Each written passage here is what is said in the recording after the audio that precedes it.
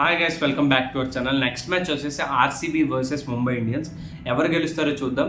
ముందైతే channel subscribe చేసుకోండి, వీడియోని లైక్ చేయండి. మీరు ఏ టీం విన్ అవుతుందని అనుకుంటారో కింద కామెంట్ సెక్షన్లో అయితే మెన్షన్ చేయండి. ఆర్సీబీ గురించి నేను ఫస్ట్ మాట్లాడాలనుకుంటున్నాను. ప్లేయింగ్ 11 అయితే ఇక్కడ డిస్ప్లే చేస్తున్నాను, మీరైతే చూసేయండి. సో ఇప్పుడు ఆర్సీబీ టీమ్ ఎంత స్కోర్ చేసినా బౌలర్స్ దాన్ని వృధా చేస్తున్నారా అనే క్వశ్చన్ వస్తే మాత్రం తప్పకుండా వృధా చేస్తున్నారని చెప్తాను.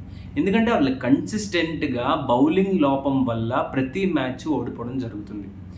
బ్యాట్స్మెన్స్ ఎంత స్కోర్ చేసినా పాపం అది వృధా అయిపోతూనే వస్తుంది.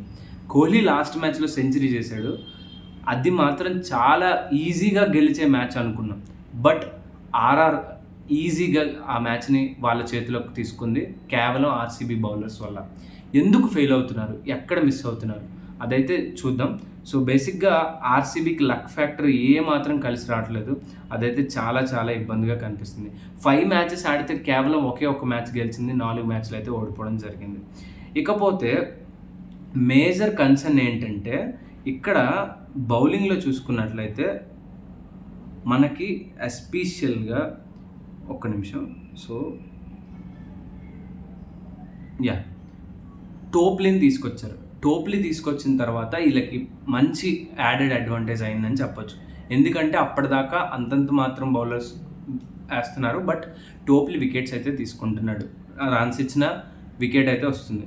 కానీ ఇక్కడ సిరాజ్ని బ్లేమ్ చేయాల్సిన అవసరం ఉంది. ఎందుకంటే ఒక మంచి పేస్ బౌలర్, ఆర్సీబీకి క్రూషియల్ బౌలర్ అనుకున్న సిరాజ్ ఎక్కువ రన్స్ ఇచ్చేస్తున్నాడు పవర్ ప్లేలో కూడా. అదైతే చాలా డిసప్పాయింట్మెంట్. వికెట్స్ ఎక్కువ రావట్లేదు. తర్వాత ఎస్ దయల్ తనైతే వచ్చిన ఆపర్చునిటీస్ అన్నీ వేస్ట్ చేసుకుంటున్నాడేమో అనిపిస్తుంది. ఎందుకంటే ఎంత మంచి బౌలింగ్ వేసినా కూడా వికెట్స్ వస్తేనే ఇంపాక్ట్ కలిగించినట్టు ఉంటుంది. బట్ వీళ్ళు వికెట్స్ తీసుకోలేకపోతున్నారు, అదైతే కొంచెం ఇబ్బందికరంగా మారుతుంది. ఇక కెమెరాన్ గ్రీన్ అయితే ఎక్కువ రన్స్ ఇచ్చేస్తున్నాడు. హిమాన్షు శర్మని తీసుకొచ్చారు, 2 ఓవర్లోనే 29 రన్స్ ఇచ్చారు లాస్ట్ మ్యాచ్లో. మయాంక్ దగ్గరని తీసుకొచ్చారు, తనైతే 2 ఓవర్స్లోనే 34 రన్స్ అయితే ఇచ్చేసాడు. ఇక్కడ మంచి స్పిన్నర్ అయితే వీళ్ళకి లేడు.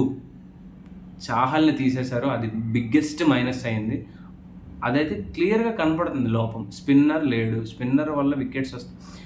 స్పిన్నర్ బాగా ఉన్నప్పటికీ మ్యాక్స్వెల్ ఆల్రెడీ ఒక మ్యాచ్లో మంచిగా బౌలింగ్ చేసి తరువాత వికెట్స్ తీసుకున్నప్పటికీ కూడా తను అయితే తనకి బౌలింగ్ ఇవ్వట్లేదు వీళ్ళు.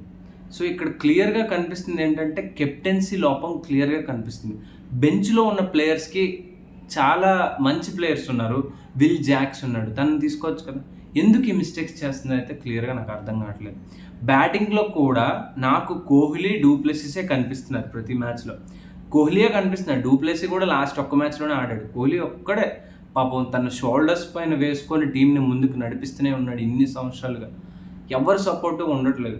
అప్పుడంటే గేల్ ఉండేవాడు, తర్వాత ఏబిడి ఉండేవాడు. ఇప్పుడు అసలు ఉన్న వాళ్ళు కూడా సరిగ్గా ఆడట్లేదు. మ్యాక్స్వెల్ అయితే పూర్తిగా డక్ అయిపోతున్నాడు కొన్నిసార్లు. సో ఇవైతే మిస్టేక్స్ అయితే పక్కాగా ఆర్సీబీకి అయితే ఉన్నాయి, అందులో ఏమాత్రం సందేహం లేదు. ఇక ఎంఐ విషయానికి వస్తే ఎంఐ చాలా చాలా ఇంప్రూవ్ అయ్యింది. లాస్ట్ మ్యాచ్లో బ్యాటింగ్ అయితే అదరగొట్టారు. ఎస్పెషల్లీ షెపర్డ్ తనైతే ఎక్స్ట్రాడినరీ బ్యాటింగ్ చేశాడు.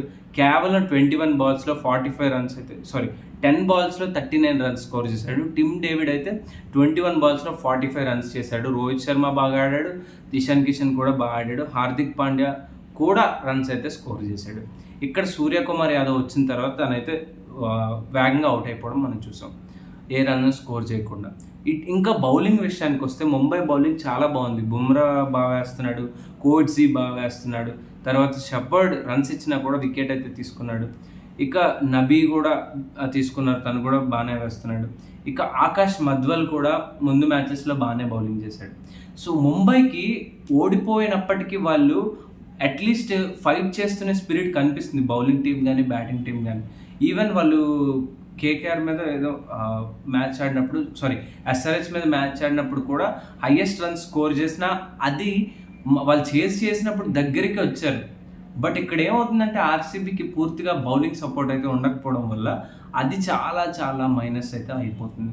ఇది కేవలం మేనేజ్మెంట్ చేస్తున్న మిస్టేక్ లాగా నాకు క్లియర్గా కనిపిస్తుంది. ప్రాపర్ ప్లేయింగ్ 11ని తీసుకోవట్లేదనే ఆలోచన నాకు కనిపించింది. మీకు కూడా అలానే అనిపిస్తే ఒకసారి కింద కామెంట్ సెక్షన్లో మెన్షన్ చేయండి. సో ఓవరాల్గా ఆర్సీబీ అయితే స్ట్రగుల్ అవుతుంది. ఈ మ్యాచ్లో నాకైతే ముంబై గెలుస్తుందని క్లియర్గా అనిపిస్తుంది. నేను ముంబై కోసం గెలుస్తుందని అనుకుంటున్నాను. ఎందుకంటే ఈ మ్యాచ్ కూడా వాంకడేలో జరగబోతుంది. వాళ్ళకి హోమ్ అడ్వాంటేజ్ పక్కా ఉంటుంది. సో తప్పకుండా నేను ముంబై గెలుస్తుందని అనుకుంటున్నాను ఇప్పుడు బౌలింగ్ విషయంలో చూసిన తర్వాత. సో మీరు ఏ టీం గెలుస్తుంది అనుకుంటారో కింద కామెంట్ సెక్షన్లో అయితే మెన్షన్ చేశాను. Thanks for watching this video. Signing off. By by.